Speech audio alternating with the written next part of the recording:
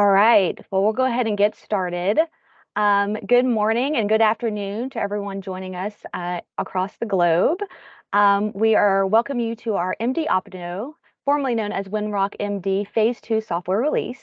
For those of you that I have not met yet, my name is Ashley Byers and I'm the marketing specialist for Windrock, and I will be helping facilitate our program today. Windrock is proud to be a business unit of ChampionX and provide digital oilfield solutions across the globe.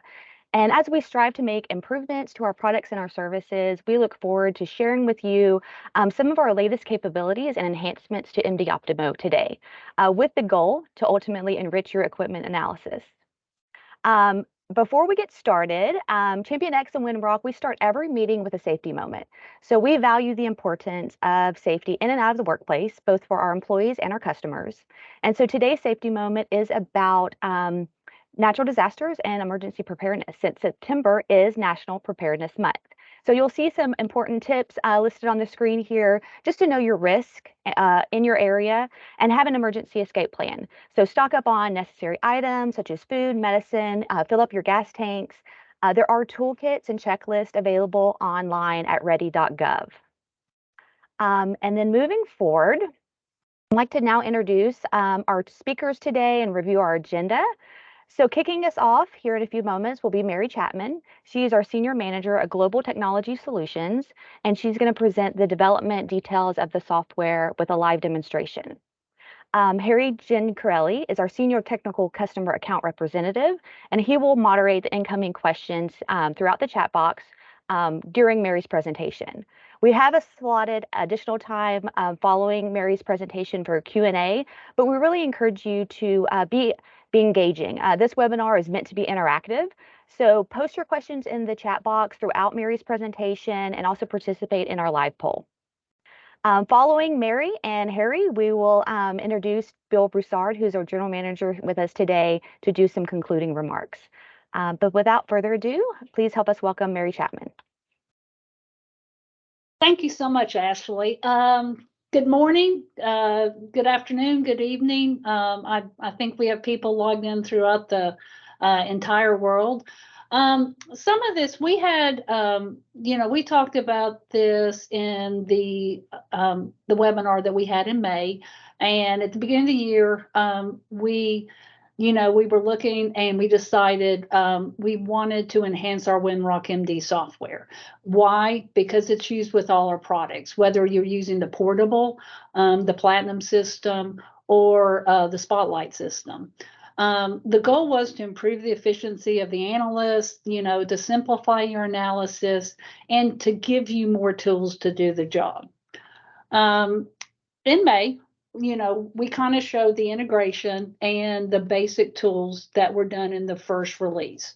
Basically, it was getting the time waveform and the spectrum analysis into the same plotting package you guys use every single day, the crank angle. Today, we're going to go over the features that were just released last week. It is released. You can download it from our website. And this includes orders, harmonic cursors, waterfalls, peak lists, time waveform and TDC markers, group plots, phase analysis, and just some basic scaling. At the end of my live demo today, I will kind of show you, we are starting to test the third release. And so I'd like to show you some of the cross-channel time waveform and the basic transient. As I said, we're going to do a live demonstration. As you know, anytime you do a live demonstration, there could be issues. So if it is, also, I would like to say, if something happens during the demo, they were calling for storms today in Knoxville, Tennessee. So if something happens and we lose power, we can reschedule this. While I'm getting set up for the demo, I would like to have y'all take a survey. And my trusty cohort, Harry, is going to kind of look at the results. And what I want to know is what kind of equipment do y'all use for time waveform and spectrum analysis? And you'll see the list there. Is it just basically your reciprocating machinery, or are y'all doing turbos, pumps, fans? You can pick all that apply. So let me get set up while y'all are doing that.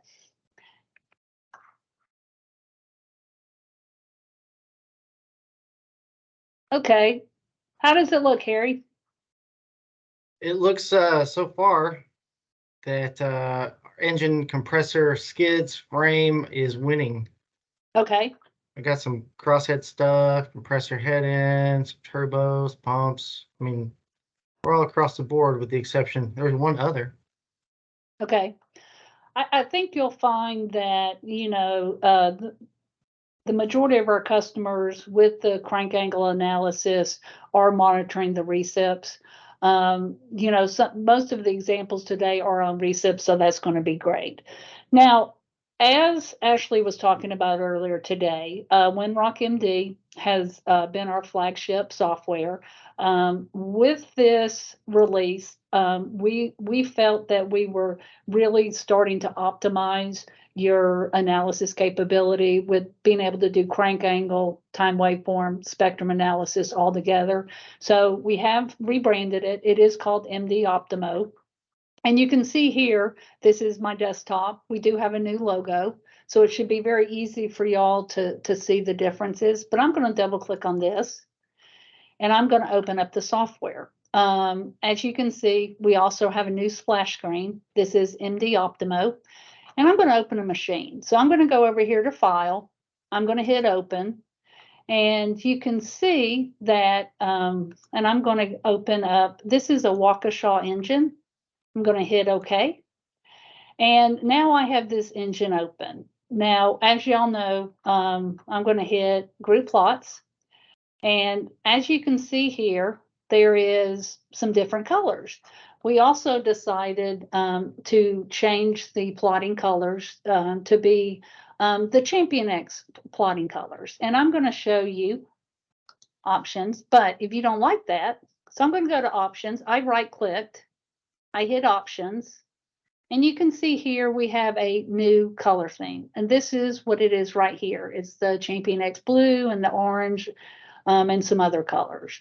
Well, we know people don't like change. So if you really like the old version or the old color scheme, no worries, just hit old. And now we're back to the original color scheme.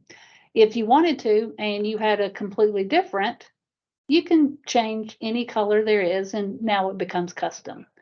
I'm going to go back. I personally like the new, so I'm going to go back to the new. Now, I'm going to clear the plot. One of the things I would like to do is, because it's been a while since y'all saw the seminar, or since we did a seminar, I'm going to bring up, and remember there's a pick list. So this is how you'll pick your spectrum analysis. It's very similar to your crank angle. I'm going to close this. You have things like hover tool. You can zoom in and zoom out. These are the same features that are with all the crank angle. I'm going to zoom here, zoom there. I'm going to right click, and I'm going to show you G's. You can switch from G's to inches per second to mils. These are the things that we went over in the first webinar. If you wanted to do time waveform analysis, you can click this icon right here, and you can look at the time waveform. If you needed to know what the RPM was, you can click this icon, and it will show you, okay, these pumps were running at 1,149 RPM. And finally, let's go back to spectrum. Let's go to strip chart, and you can also strip chart, so you can overlay them. So those were some of the features that we released during our last webinar. We also showed some of the new features, we also showed some of the new features, but we're going to go over them again. I'm going to go back to our group plots. because everybody uses group plots. And that was one of the features that our customers requested, is to be able to include spectrum and time waveform in the group plots. And you can see this is a pretty standard group plot. This is crank angle. It's a 4-stroke engine. You can see this is my raw vibration. I'm going to go to the next one. This is my ultrasonics. But one of the new things is that you can actually add spectrum or time waveform in the different plots. You can see right here, this is my crank angle. It's 0 to 720, my 4-stroke. And then over here, notice my x-axis is frequency. This is cycles per minute. So now you can incorporate. You might want to have your main bearing crank angles where you're looking for impacting, but you also might want to look at your spectrum to find high vibrations to see if there's a bearing knock. So that's doable. How you do this is, I'm going to go up here to plots. Excuse me, I'm going to go to setup. I'm going to go to group plots. I'm going to go to setup. And you can see I'm going to add new. I have my plots already, but I'm going to add new. And you can see that one of my options now is spectrum plot. So this has been added to the release that's out. I'm going to click spectrum. Now at this point, you would pick your lines. If you're taking multiple channels, you pick your multiple channels. And then let's go from spectrum. You can look at either spectrum or time waveform. And I'll show you throughout this demo some of the group plots that I set up. But I'm going to cancel without saving. And I'm going to hit yes. And I'm going to go on to the next group plot that I set up. Now, this is a group plot. This is on the turbo. I have a left and right turbo, so I want to do comparisons. A lot of the stuff, a lot of analysis and spectrum analysis is comparing one thing to the other. So here I have my acceleration readings. You see I'm going really high in frequency. And then over here, I have more velocity where I'm looking for movement. And then I'm showing trends. Anytime you take time waveform and spectrum analysis, the system is calculating overall trends for you. And on this one, you can see that, and this is one of the examples I showed in the last webinar. This data looks familiar, but the right turbo looks a lot different than the left turbo. There's a lot of vibration energy at this frequency. And down here, you can see that the overall is also going up. So I might want to look at this one right here. So anytime you have multiple plots up, you can double click on that and it'll bring it up full screen for you. Now I'm interested in the left turbo. So I'm going to go up to the pick list right here. I'm going to go to clear plot. I want to go to my left turbo, and I'm going to pick the last 5 that were taken. Now, one of the feature requests that a lot of customers have had has been waterfalls. So I'm going to click this icon right here, and this is waterfalls. So you can see through time, you had maybe a little energy right here, kept on going through time, and now there's a lot more energy here. Now on the waterfall plot, you can move it around, you can move it up and down. So it's a little bit of fun here. I'm going to close this, and I'm going to turn off the waterfall and go back to the strip chart. Now I want to talk about what I believe is one of the best features in here. You know, I've been doing vibration analysis for over 30 years, and everything's related to frequency and running speed. You know, you can see right here that this is your 1 times, you know, your 1 times. This turbo is through time is running at different speeds. So how do you compare them? You don't really want to have to be clicking everywhere to see if this is my 1 times. So if I go up to format, and I go to set frequencies. Now, last time we talked about hertz and cycles per minute, but now I'm going to go to orders. And when I click this, watch what happens to the x-axis.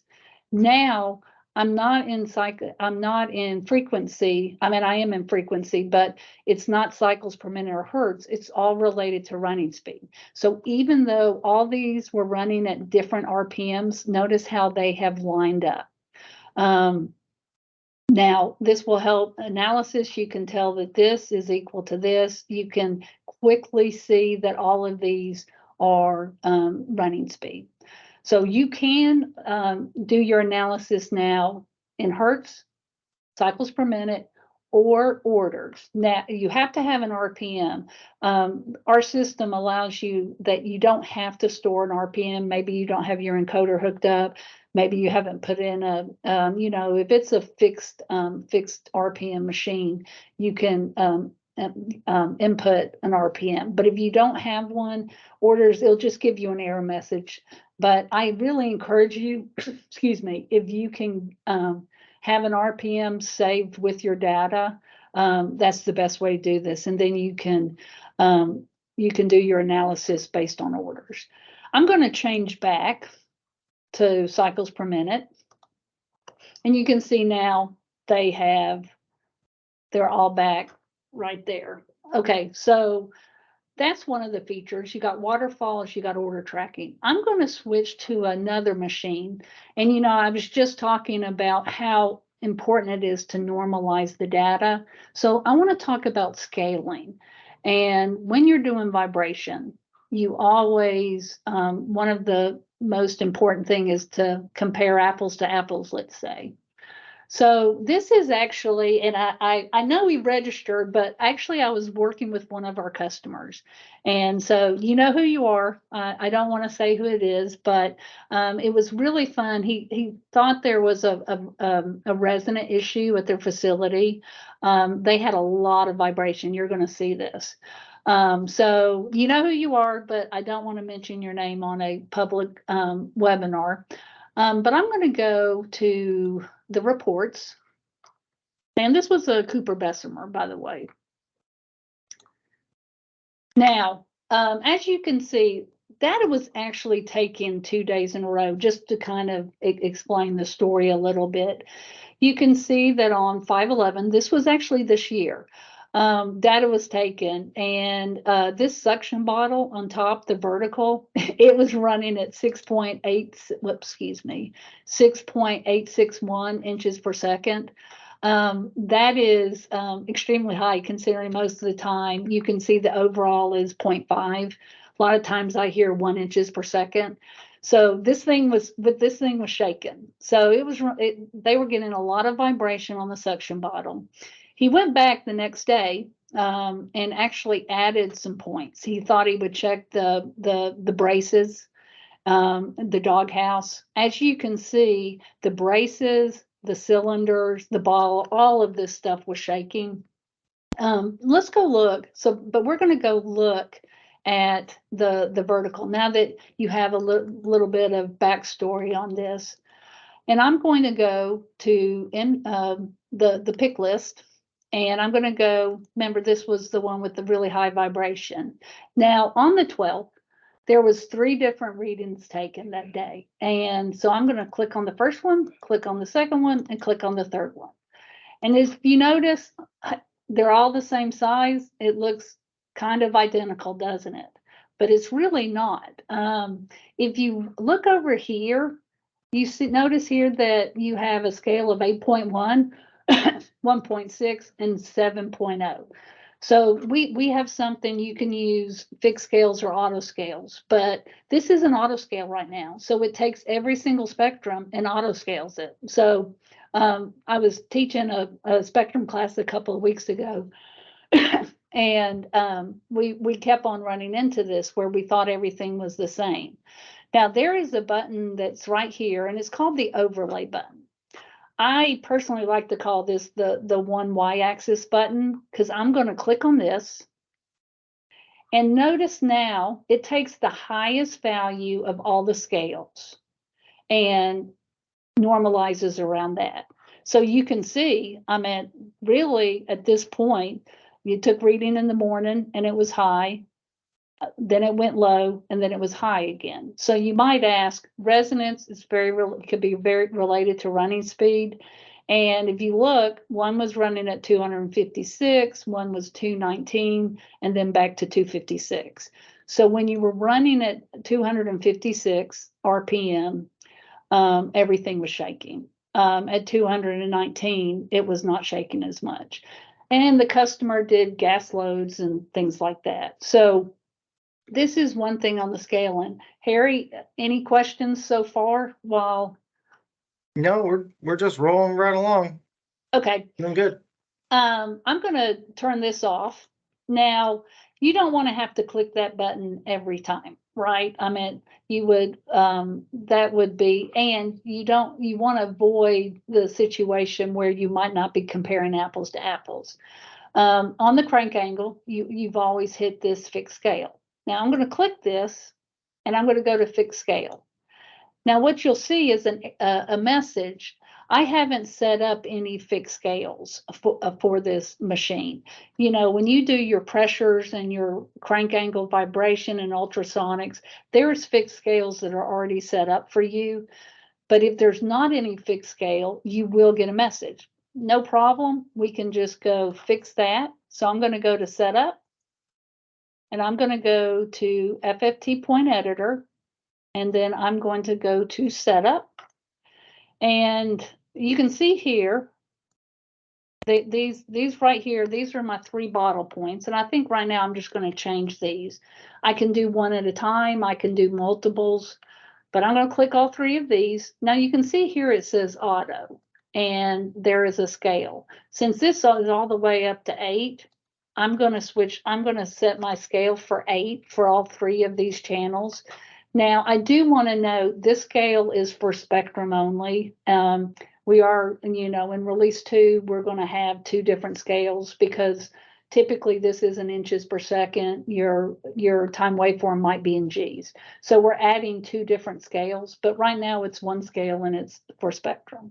So I'm going to close this, and you can see save changes. So I am going to replot this. Just to give you, I don't know if y'all ever use this next button, but it actually will plot. I need to clear first. If you hit one, it plot, and then it just auto indexes to the other one. So it's a real quick, easy way. Now, do you notice that every single one of these is set to 8? So I don't have to hit the 1Y or overlay button. It's already set up for me.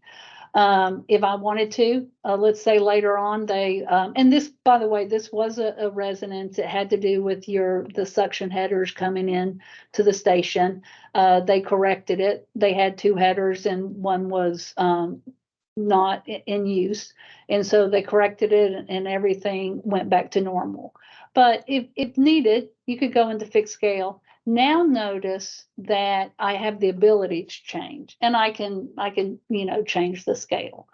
I want to go and let's compare, because remember I changed all 3 of these. So if I was looking at these right here, and notice these are all 8 too. So if I set fixed scales for everything, it's always going to use the fixed scale for that measurement point. Now on this is also, let's see, let's go to, excuse me. So on your time waveform, you can notice here, remember before, you have the overlay button just like you have on the time waveform. You see you can turn it on, or they're all 3.1 and minus 3.3. Now here, on the fixed scales, these aren't saved, but you can modify them. If you want it lower, maybe I want -4. So I'm going to hit it. Now, right here, I am having to switch every one of them. In tests that we did, we kind of noticed that this was not the most efficient way. So in the next release, you'll see that there is actually modify everything. But, you know, now that I do that and notice now that they're all 4. So you can use fixed scales or you can use auto scales. On the overlays, let's talk about overlays on both of them. So this is the overlay, and you can see over here, notice how I have all these different scales. So you're really not comparing apples to apples. Let's hit our button here again. Notice now I'm comparing and everything has one scale. And this is true with time waveforms too. Let's go to time waveforms. Notice here I have all the different, I have one scale. If I hit overlay, or if I turn off overlay, now I have all the different scales.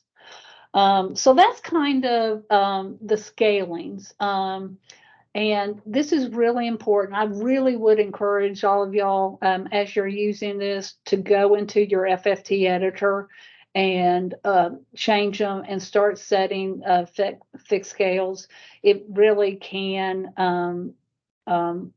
let's say trick you. It really can trick you. So I'd like to do, so that's one of the features. We have group plots, we have scaling. And now I'm going to go through some of the analysis when you're actually bringing up spectrum or time waveform, but I'd like to do another survey, and I'd like to take a second and check with, let Harry do this. And, I probably personally rely more on spectral analysis than time waveforms, but I want to know what you guys do.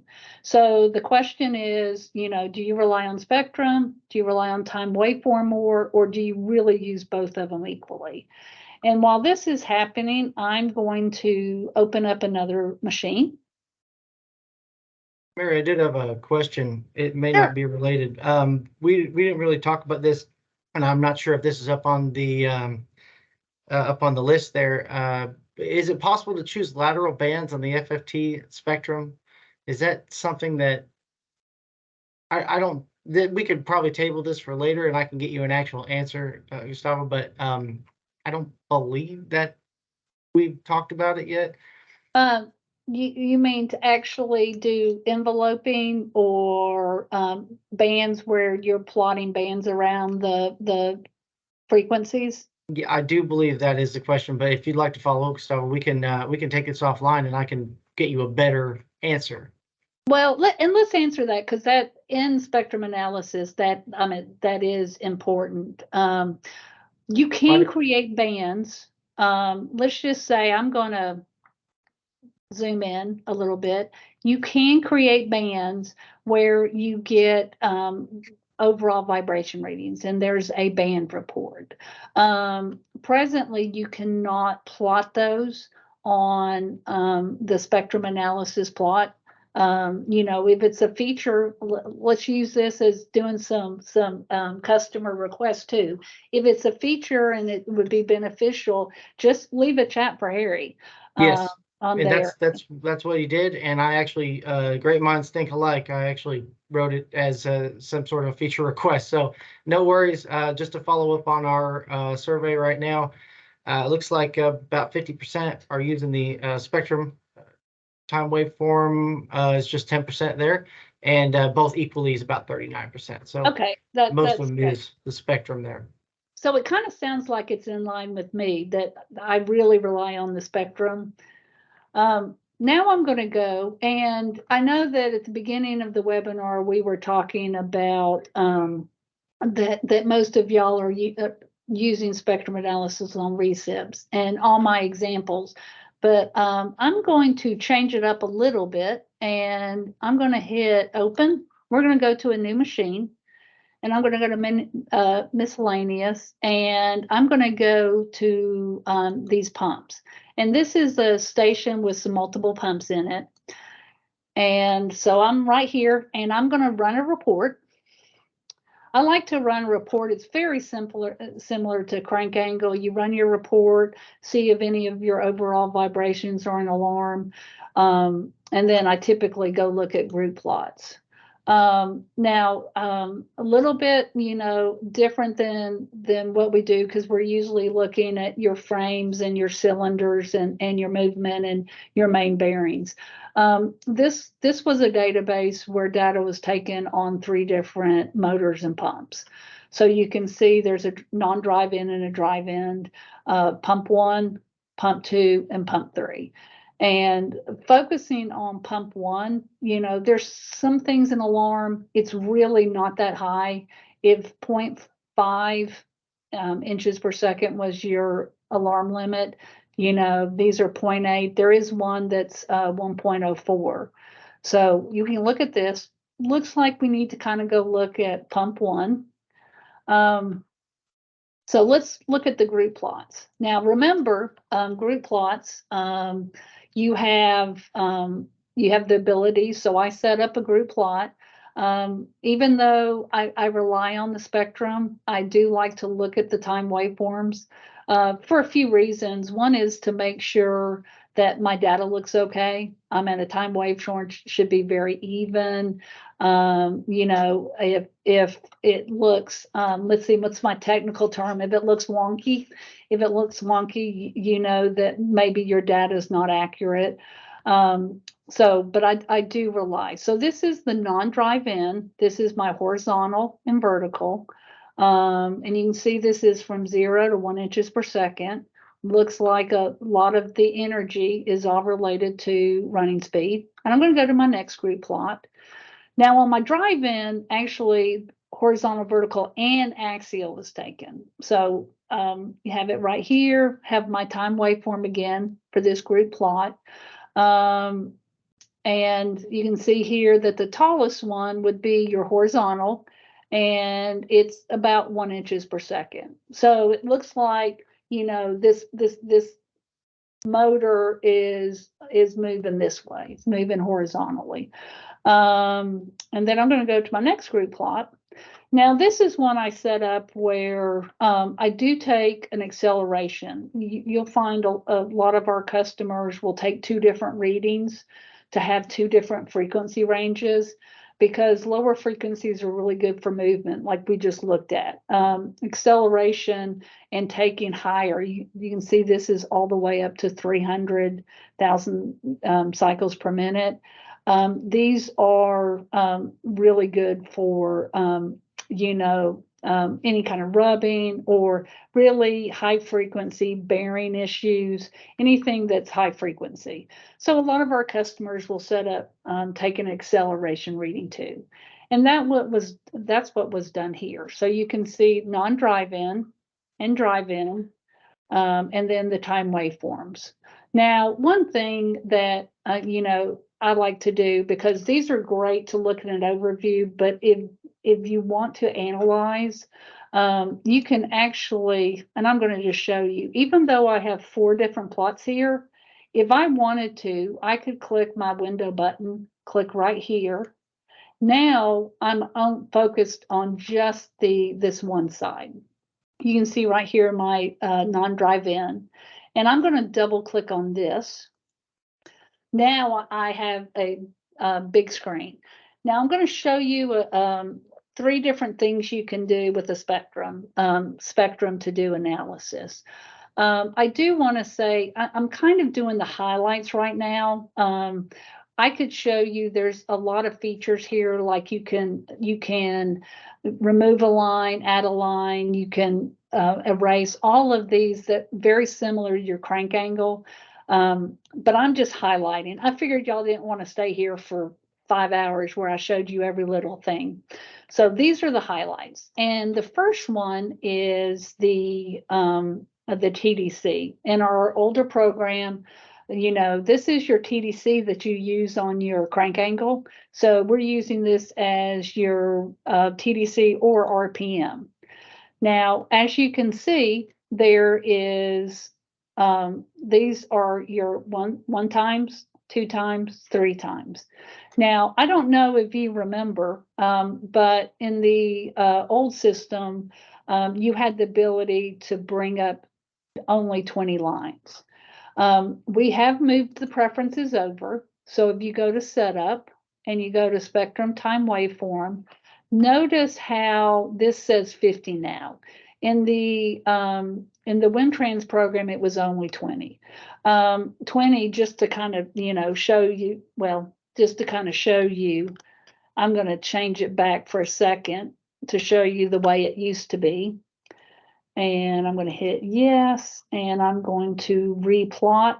This is Windtrans. So the added feature here is if I go to 20, I have no idea what's going on here. So by being able to increase it to 50, as I was just showing you, gives you more, makes your analysis a little bit easier. So I'm going to change that to 50. And so, and then I'm going to change my harmonic cursors. You can go all the way up to 50, but I'm going to change it to 100, and I'll get to that in a second. So save the changes, and you can see now. Now I can see all of this is related to running speed, and if I zoom in a little bit and go up, so that's one. You do have the ability very quickly to click this one button. You can see what's related with synchronous is related to running speed. But sometimes there's things that aren't related to running speed and you need a cursor. So I'm going to go back and I'm going to unzoom. Now you do have a cursor just like you have in your crank angle. And I'm going to click it one time. Now you can see over here, I now have a cursor. Notice there is a horizontal and vertical line. I'll give y'all a little trick. I personally don't like that horizontal line. Like if I'm doing this, I just don't like that horizontal line on there. If you take your mouse and just go outside of the box, now I have just the single line. And I just personally like it. So you can have a crosshair or you can have a vertical line. Now I've clicked the cursor icon one time and you can see over here, it shows it's the cursor. Let me go back over and put it right here. Let me put it right here. And I have cursor. It's showing me the value. One thing that is, whoops, told you live demos, you can mess it up. We got to go back, and I'm going to go back to clicking here.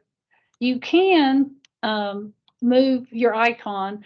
If you hit the shift button, it can do micro moves. If you hit the control button and a right and left arrow, it will actually advance to your next group plot. So hit the wrong button. That's what happens in live displays.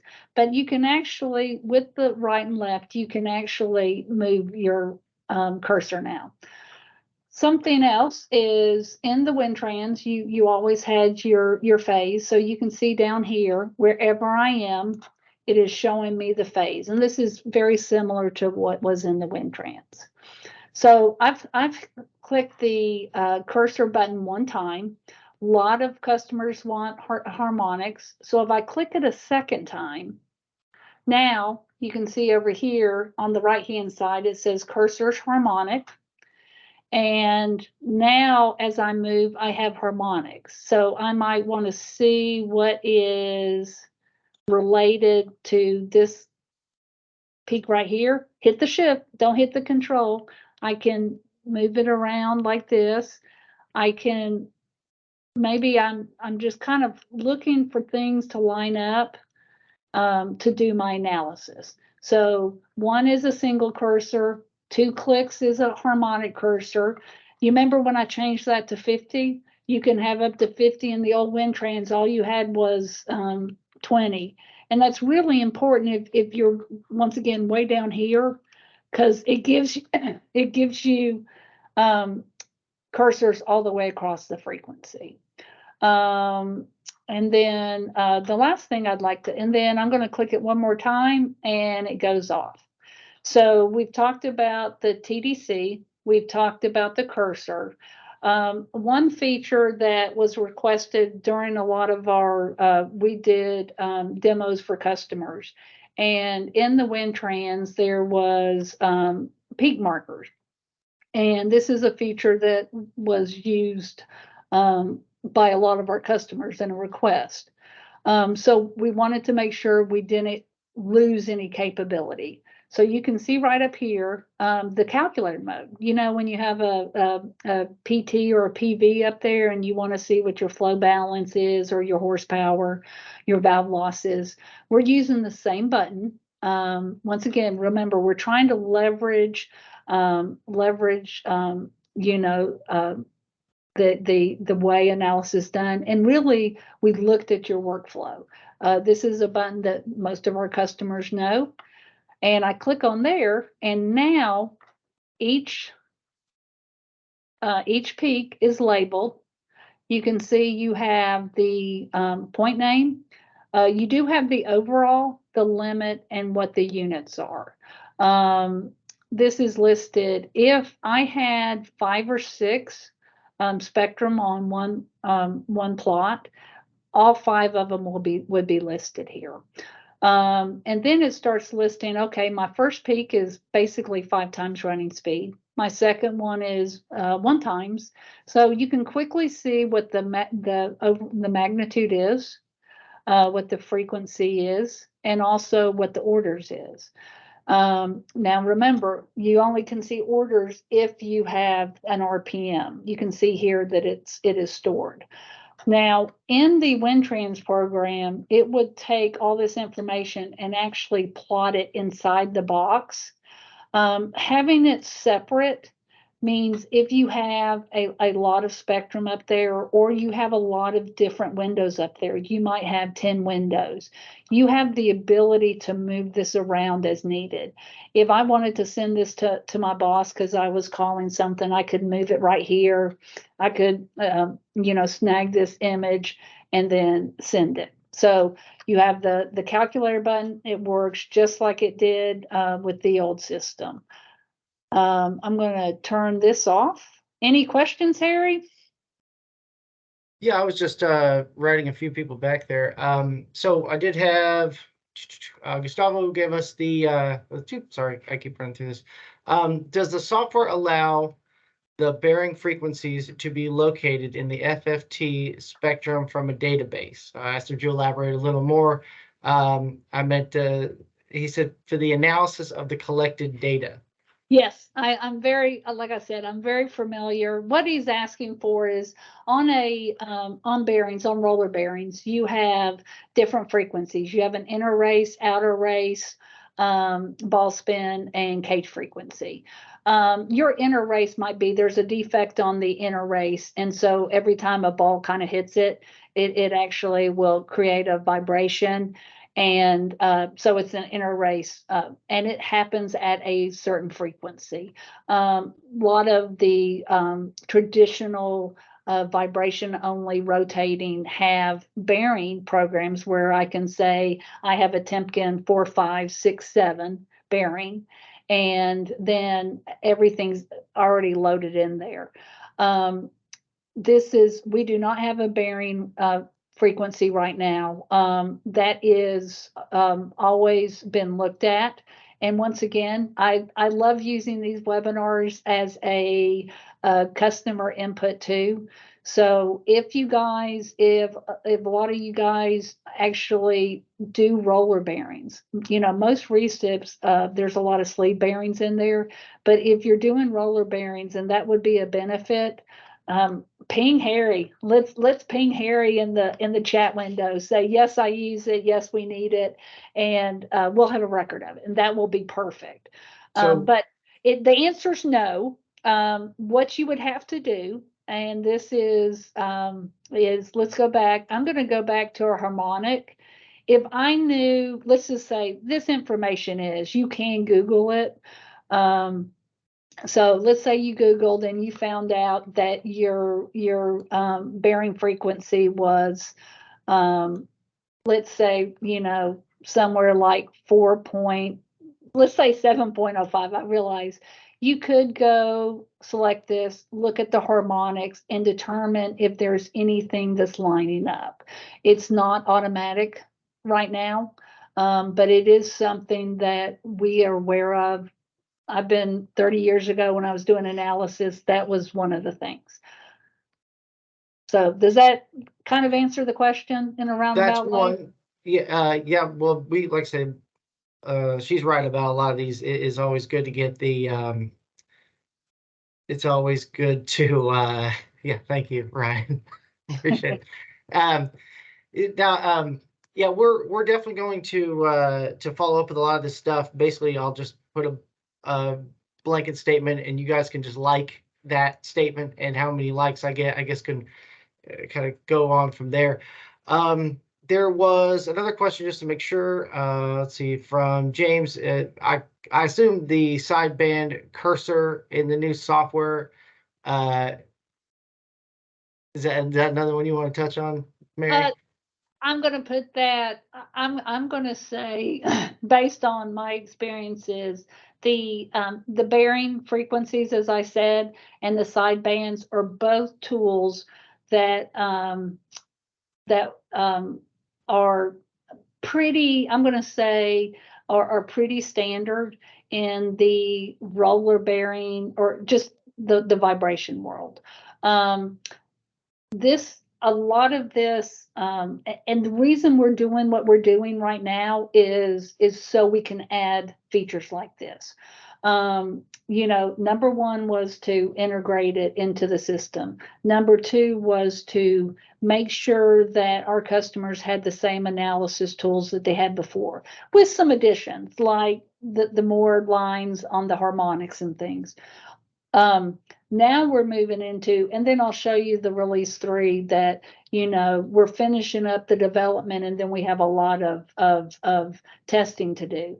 But, we want to improve those two. I'm laughing because those two are the two things that I'm like, God, is that I've used in the past. So our customers know what they're doing. That's all I'm going to say. Right. Because Let us integrate some stuff, and then we'll come through with the wish list. yes, yes. But I wholeheartedly agree with you guys. And this is being recorded. So you could always go back and say, see, Mary, you said this, because I'm just laughing. Okay. So this is the spectrum. We've talked about having the TDC. We've talked about the cursor. And then we talked about the calculator. You also, on the time waveform, have some of the same features. Now, the TDC, so I have my time waveforms. I'm going to click, and now it's marking the TDC or the RPM. If you're on a rotating piece of equipment, we call it TDC because that is our world in the recip, and I know that. If you're on a rotating on a pump, there's not necessarily a TDC. You don't have pistons in there. But so, I'm going to try to learn to call it TDC and RPM, but at the end of the day, it's a running speed reference, whether it's right at TDC if you're on a recip or whether it's just an RPM. Anyway, I'm going to zoom in a little bit to show you.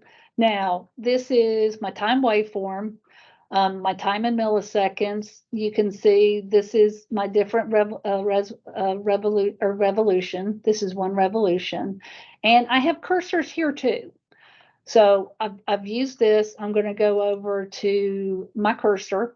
And you can see here, I have my same cursor. Same thing here, where if you're down here, you have the crosshair. If you're up here, you have your cursor. You have cursor here, your value here, and you do have your phase here. So showing all three over here. Now, if I click the cursor again, a lot of times in spectrum analysis, you want to say what is the how much time is there between these? What's the relationship? Now you could get your calculator out and figure all this out, but we actually do this for you. So I'm going to hit the button again, just like before on the spectrum when I hit the second time and I got my harmonics. When I hit it second time here, now we're in frequency calculator mode. You can see over here. And I'm going to click, let's say I want to know what the difference is between these two. So I'm going to click here. Now I have my shift. Now I'm all scared about hitting the control. My shift, and I can adjust this. And you can see that this is a solid line. Now remember, I want to compare it and see what the time difference is and all that here. So I'm going to click here. You can see it's a little bit off. So I'm going to hit my shift and line it up. Now I have my two markers. You can see down here, okay, so that's 0.41 times running speed. It's 6.8 milliseconds and 147 hertz, and the cycles per minute is 8,823. Now, I could go pick another one. Maybe I want to do, let's go this one. I'm going to line it up again with my right and left arrow, and this time I'm going to pick this one. Ooh, did pretty good there. Now, you know, this is basically half running speed. Milliseconds is 8.4, and then your hertz and your cycles per minute. I'm going to hit it again, the click button, and now it goes away. So time waveform and spectrum analysis both work the same way. One click, just your normal cursor. Two clicks, either your harmonics or your frequency calculator, depending on what you're on. Third click, you go back to no cursor at all. So that is kind of the that is the basic highlight features of your time waveform and your spectrum. Harry, is there, this is a little, if you've ever zoomed around something and you want to quickly get back to full scale, this is just a little tip. You can go up and click this at any point and it actually zooms back. It used to be, before we had the cursor zoom, you had to click this, you kind of did this, and then you had, this is how you you zoomed in and then you zoomed out. We added the ability to do this, and I'm moving my mouse to zoom, and you can see, so that goes back in. What I'd like to do now, yeah, it'd be really hard to show you everything. Yes. Hey, real quick, I had someone ask, is it possible in the spectrum to see the vibration phase? Yeah, that's what you're doing right here. And we will talk in a few minutes about cross-channel. You know, showing the phase here, it's kind of, you can see right here, the phase is right down here, 294 degrees. So anytime you have a cursor up, it's going to show you the phase. I'm going to talk about cross-channel phase in a second. And phase is typically, you know, kind of based on where it is, based on the, you know, what the delta is based on your RPM marker or your TDC. Okay. Any other questions, Harry? No, ma'am. Good to go. Okay. I know what I'd like to do is, I always like to, you know, there's so much that can be done in this software. And like I said, a lot of the functionality that you have in the crank angle, you have too. I just kind of wanted to show you some of the differences and probably the most used tools that were in our old system. But let's go over. I'm going to close this up. And you can see down here, I have a version, and you can see it says non-release. So we've been doing some testing on the next release. You know, this is released now. The technical service group has been doing testing, technical service and digital. And so I'm going to click on this, and this is not released software, but there's just 3 things I want to show you. I know we're running out of time as far as the demo part. Now I'm in a version that's, as we said, not released. I'm going to hit File. I'm going to hit Open. And I have a few machines that are kind of set up for this. I would like, and I assume you guys have seen this before, where you click on it and somebody has a version that's newer than yours, and you click on it and it says, hey, this is a newer database. It might be, there might be issues. Each one of release 1, there were no database changes. So somebody could have been using 5.0, 5.2, but when you got to 5.3, it really didn't make a difference. Now on 5.4, we had to, for the group plots, we have actually made database changes. We're doing the exact same thing for the next release, and there's database changes. So first, I'm just going to go to this superior compressor. And what I want to show you first is the editor, and to kind of show you what we talked about earlier. So I'm going to go to Setup. I'm going to go to FFT Point Editor and hit Setup. Now, you remember before when we had just the scaling and it was just one scale? What we've done is we've added a time waveform scale. So you'll have your spectrum scale and your time waveform scale. So if you think about the release that's out right now, we give you the ability to normalize it. In the next release, you're going to be able to set fixed scales for time waveforms. We've been testing it. And it's just going to make, once you get everything set up, it's going to be make your analysis much quicker. So, excuse me. So that's number one. The other thing they were asking, we had some questions about phase. I'm going to bring up a plot. Now this is actually a tri-axis accelerometer.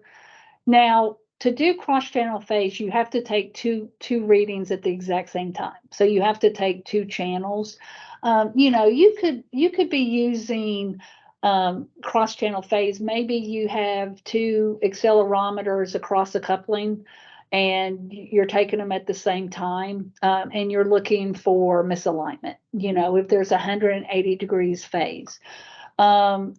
I am going to clear the plot, and I'm just going to bring up, let's just bring up the horizontal vertical.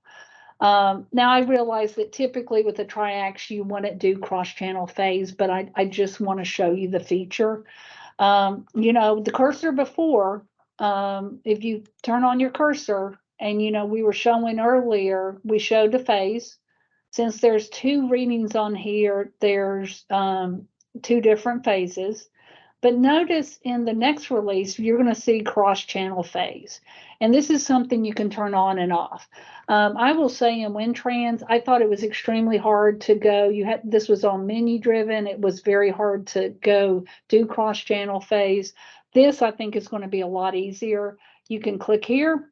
Now your cross phase is on. And you can see your cross-channel. It's a 1 times cross-channel phase. So down here on the bottom right, now it's showing you, okay, between channel 1 and 2, your, this is what your phase is. So we will have cross-channel phase in the upcoming release. We're actually working with the tech service group with, working with engineering. We are looking at the phase and what we can do. Most people are doing spectrum analysis and the frequency analysis. The phase really gives you just another tool. So we're looking at on how to improve that. So any suggestions from you guys, let us know. Now, the last thing I want to show you is the transient capability.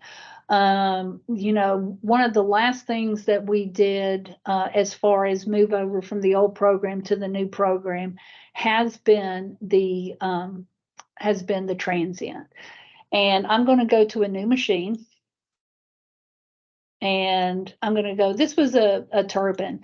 We're seeing a lot more turbines. As I'm talking to customers, more and more customers are wanting to take data, realize these have Bentleys on them. But you can do some analysis. Now, since transient is kind of unique, you don't do it the same way that you do your routine analysis. What you'll do is you go up to plots and you will see transient plot right here. And you can see your pick list looks a lot different. So now with your transient, and if you're on turbines, you have your X and Y, you're looking at shaft center line or orbits, you're looking at different things. You're doing a test. This was a startup where multiple RPMs were taken, on, and then give you the date and the time. All 4 channels were taken at the same time. Now, right now we're working on the predefined layout list just to make your life easy.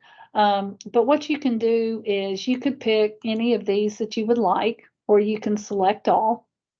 But what I want to do is plot the shaft center line. Now, the shaft center line is assuming that you have an X and Y. So I'm going to hit OK. And you can see this was a shaft center line taken on a turbine. The unit was off. So shaft is down here in the, at the bottom. And as the turbine started, you could see this is how the shaft moved within its center line. So this is one thing you can do. I'm going to go and I'm going to bring up another plot over here. I'm going to go back to transient, and this time I'm going to put orbits. I'm going to go to a little bit higher frequency, and I'm going to go right here, and I'm going to hit OK. Now, here's an orbit with no smoothing. Once again, notice there's the X and the Y. You have the area of rotation. You can do an orbit, well, it's smooth or not smooth. And so this is when this is released. Anybody that wants to do turbines, functionality will have this. And as you can see, all the plots. I'd like to show you on the setup for the transient. And this is one of the last things, or this is the last thing on the new features. As we had the transient in the WinTrans, you were able to do this. One, I thought the plots were a little bit hard to use. They were smaller. But if you go here, and I'm going to go to change options, on the WinTrans, all you could pick was you could do a ramp up, coast down, maybe a time base. Maybe you just wanted to maybe monitor a machine for, 30 minutes or so and take data every minute. So steady state, RPM. So there was all your setup. So this has always been here. But really, if you want to do turbine analysis and you want to do, really you have to have prox probes, and there's a lot more setup. None of that was included in WinTrans. Now we've added, is this unit a turbine or not? The minute that when it is a turbine, you need to tell it the rotation, clockwise, counterclockwise. We're starting with a circular bearing shape, but you can see we've grayed these out because if you're doing turbine analysis, this is important. What's your bearing shape? Is it grooved? Is it elliptical? Is it circular? We're starting with circular. So that's in here right now. And then your bearing clearances. You can see over here, you have to know on your shaft center line what your bearing clearances are to be able to measure how much yours is moving. None of this is in WinTrans. This is all improvements for the next release. And then your sensor locations. You can see right here, it's X and Y. Some people will put their the sensors at 45. We're starting, the most common is 90 and 0. So all these features. So I really feel that we brought the transient over, but as we were doing it, it's like, we can do so much better. And so we've added, we had transient before, we've really added turbine functionality now. And that kind of shows you a few things that are coming up. You got to get you guys excited. Remember the last three things I've showed you, this was in the not released software. But all the different things like your group plots, I mean, it's available today. So I'm going to get out of this. And Harry, is there any more questions?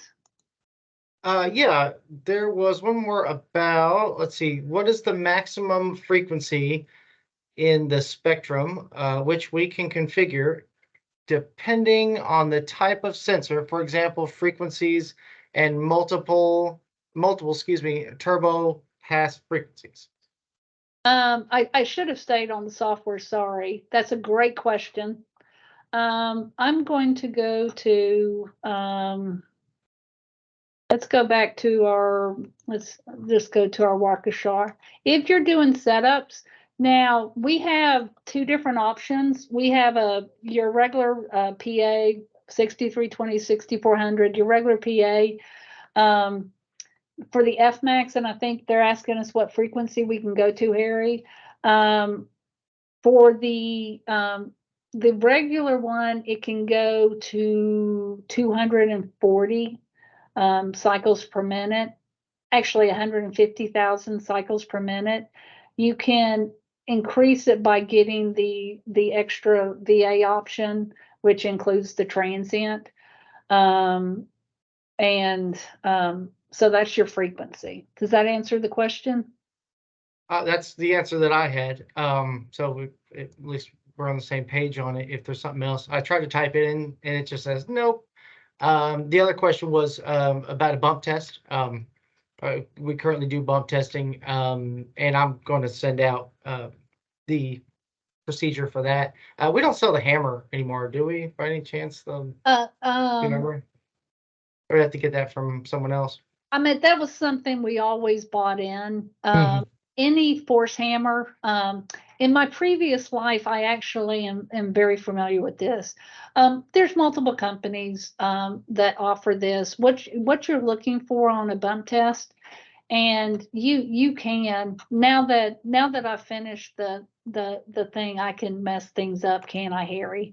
Oh yeah, I figured this was a good time for that. If I go to the channel, let's say you would do two channels. If you had a force hammer, let's say channel 1, you would actually set this up. There's different ways you can do it. The impact hammers that I'm familiar with were actually just like an accelerometer. They were a piezoelectric force sensor. And so you would set it up as an accelerometer because that's how it is the output, and it's how it's powered. But this would really be force, and then right here would be your accelerometer. So whatever I was testing, I would put an accelerometer on my unit. I would come with my impact hammer. I would hit it. Now, what happens on the 6320 or the 6400, it will measure the force coming in, and it looks very similar to what you see with the spectrum. And then the channel 2 would kind of measure the response. Where does it like to shake? Typically on your force hammer, you would use a time waveform. So where the impact, what's the impact look like? Did I get a double impact? Channel 2 would be the response. So this would be your frequency. And what you're looking for is where the vibration increases, which is typically where your resonance are. I have done bump tests before. There is a little bit of an art form to it, Harry. It will, you have to play around with your frequency range. There's different impact hammers where you use a rubber one to put in low frequencies. You put in maybe if you're trying to really excite high frequencies, you might have a metal cap. If you don't have an impact hammer, if this is, you're not dead in the water. You can have an accelerometer. What you want to do, Harry, is you want to set it for trigger. Now, what happens, you do want the average to be 1. You say, hey, channel 1 is my trigger. Channel 1 could also be, let's do a very simple, let's say we only have one channel and it's an accelerometer. I don't have an impact hammer. I put trigger down. That's what it's doing is the analyzer is going to be waiting for it to see a certain trigger level. I'm going to say 1G. So I can put in 1G here. And so when I'm out there taking data and I hit the button, it is going to wait. You'll see it scanning like it's taking data, but it's really not. And at the very bottom of the 6400, it sits there and says, hey, I'm waiting for trigger. Go up, either you use a hammer, your fist, a 2x4, whatever you can to excite it, and you ping the unit. So when you ping it, if you get above 1G, then it goes and grabs the data. And so you're hitting it and you want to know what the response is. And that's what this one channel is doing. What you don't know is you don't know the force you're putting in it. That is the only advantage of having a force hammer, is you're also looking at the force that you're putting in it. Does that answer the question? It does for me. And like I say, I'll find that that document and send it out to you, Troy. So yep, that's all I've got right now. Okay, so let me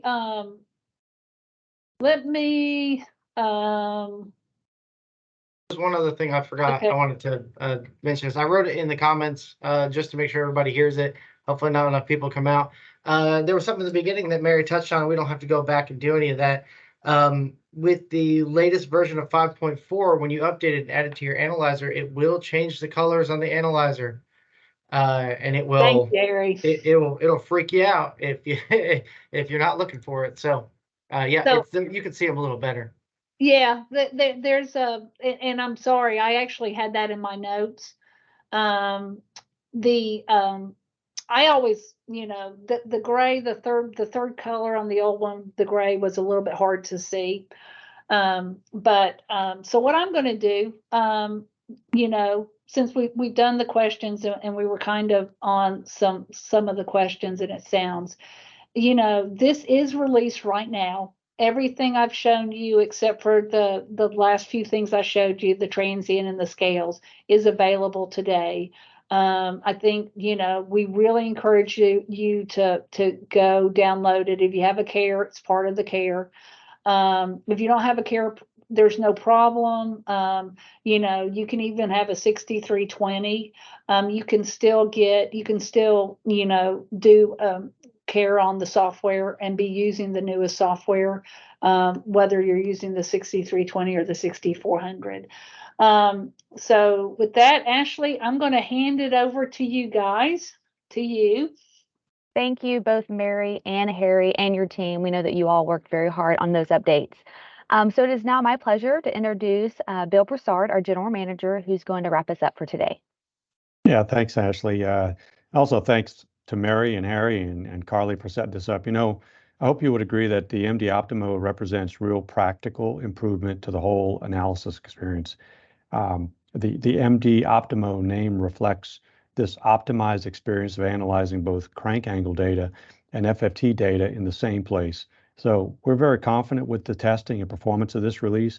I want to thank the Windrock teams for making this release possible.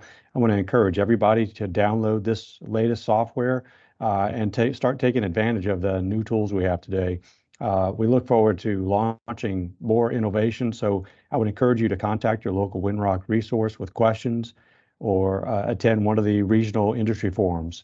And Ashley, I just want to thank everybody for attending today. All right, that concludes our webinar, and we look forward to seeing you guys soon. Have a great week.